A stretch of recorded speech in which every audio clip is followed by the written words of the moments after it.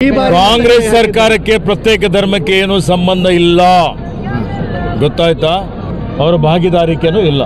ಸಮಾಜಕ್ಕೆ ಬಿಟ್ಟಂಥದ್ದು, ಅವರು ನಮ್ಮ ಮಠಾಧೀಶರಿಗೆ ಬಿಟ್ಟಂಥದ್ದು, ಸಾಮಾನ್ಯ ಎಲ್ಲ ಸಮುದಾಯದವರಿಗೆ ಬಿಟ್ಟಂಥ ವಿಷಯ. ನೋಡಿ, ಭಾರತೀಯ ಜನತಾ ಪಕ್ಷದವರು ಈ ವಿಷಯದ ಬಗ್ಗೆ ಅಪಪ್ರಚಾರ ಮಾಡ್ಕೊತ ಹೋಗ್ತಾ ಇದ್ದಾರೆ. ನಮ್ಮ ಎದುರುಗಡೆ ಒಂದು ದೊಡ್ಡ ಸವಾಲಪ್ಪ ಅಂತ ಹೇಳಿದರೆ ಅದು ಹವಾಮಾನ ಬದಲಾವಣೆ. ಈ ಹವಾಮಾನ ಬದಲಾವಣೆಯಲ್ಲಿ ಪ್ರಕೃತಿ ವಿಕೋಪದಿಂದ ಏನೇನು ಅನಾಹುತಗಳಾಗ್ತಾ ಇದೆ ನಾವು ನೋಡ್ತಾ ಇದ್ದೇವೆ. ಗುಡ್ಡ ಕುಸಿತ ಆಗುವಂಥದ್ದು, ಇವತ್ತು ಪ್ರವಾಹ ಬರುವಂಥದ್ದು, ಇವತ್ತು ಬರ ಬರುವಂಥದ್ದು, ಇವತ್ತು ಅದರ ಜೊತೆಯಲ್ಲಿ ಪರಿಸರದಲ್ಲಿ ಆಹಾರದಲ್ಲಿ ಮಾಲಿನ್ಯ, ಗಾಳಿಯಲ್ಲಿ ಮಾಲಿನ್ಯ, ನೀರಿನಲ್ಲಿ ಮಾಲಿನ್ಯ, ಇವೆಲ್ಲ ಮಾಲಿನ್ಯ ತಡೆಯುವಂಥ ರೀತಿಯಲ್ಲಿ ನಾವು ಕ್ರಮ ತೆಗೆದುಕೊಳ್ಳುವಂಥದ್ದು ನಮ್ಮೆಲ್ಲರ ಆದ್ಯ ಕರ್ತವ್ಯವಾಗಿದೆ. ಇರುವಂಥ ಒಂದು ಭೂಮಿ ಮುಂದಿನ ಪೀಳಿಗೆಗೆ ಆರೋಗ್ಯಕರವಾಗಿ ಹಸ್ತಾಂತರ ಮಾಡಬೇಕಾಗಿದೆ.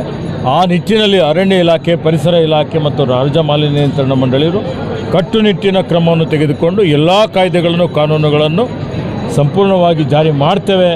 ಉತ್ತಮ ಪರಿಸರ ನಮ್ಮ ಜನರಿಗೆ ಕೊಡುವಂಥ ಕೆಲಸ ಮಾಡ್ತೇವೆ ಅನ್ನುವಂಥ ಮಾತನ್ನು ಹೇಳಲಿಕ್ಕೆ ಬಯಸ್ತೇವೆ. ನೋಡೀಗ ನಾನೊಬ್ಬ ಕಾಂಗ್ರೆಸ್ ಪಕ್ಷದ ಶಿಸ್ತಿನ ಸಿಪಾಯಿ.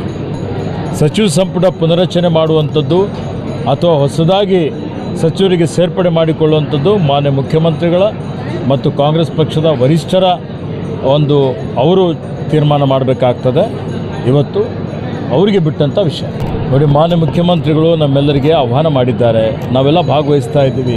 ಕಾಲಕ್ಕೆ ಅವರು ನಮಗೆ ಆಹ್ವಾನ ಮಾಡ್ತಾರೆ, ಕರೀತಾರೆ, ತಿಂಡಿ ಕರೀತಾರೆ, ಊಟಕ್ಕೆ ಕರೀತಾರೆ, ನಮಗೆ ಮಾರ್ಗದರ್ಶನ ಮಾಡ್ತಾರೆ, ಜಿಲ್ಲೆಯ ರಾಜ್ಯದ ಅಭಿವೃದ್ಧಿ ಬಗ್ಗೆ ಚಿಂತನೆ ಆಗ್ತದೆ.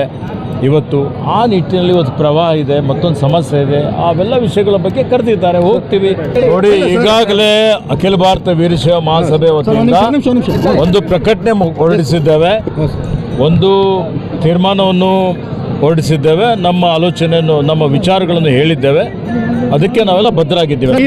ಕಾಂಗ್ರೆಸ್ ಸರ್ಕಾರಕ್ಕೆ ಪ್ರತ್ಯೇಕ ಧರ್ಮಕ್ಕೆ ಏನು ಸಂಬಂಧ ಇಲ್ಲ, ಗೊತ್ತಾಯ್ತಾ? ಕಾಂಗ್ರೆಸ್ ಸರ್ಕಾರ ಆಗಲಿ, ಸನ್ಮಾನ್ಯ ಮುಖ್ಯಮಂತ್ರಿಗಳಾಗಲಿ, ಇದರಲ್ಲಿ ಯಾವುದರಲ್ಲೂ ಅವರ ಹಸ್ತಕ್ಷೇಪನೂ ಇಲ್ಲ, ಅವರ ಭಾಗಿದಾರಿಕೆನೂ ಇಲ್ಲ. ಸಮಾಜಕ್ಕೆ ಬಿಟ್ಟಂಥದ್ದು, ಅವರು ನಮ್ಮ ಮಠಾಧೀಶರಿಗೆ ಬಿಟ್ಟಂಥದ್ದು, ಸಾಮಾನ್ಯ ಎಲ್ಲ ಸಮುದಾಯದವರಿಗೆ ಬಿಟ್ಟಂಥ ವಿಷಯ.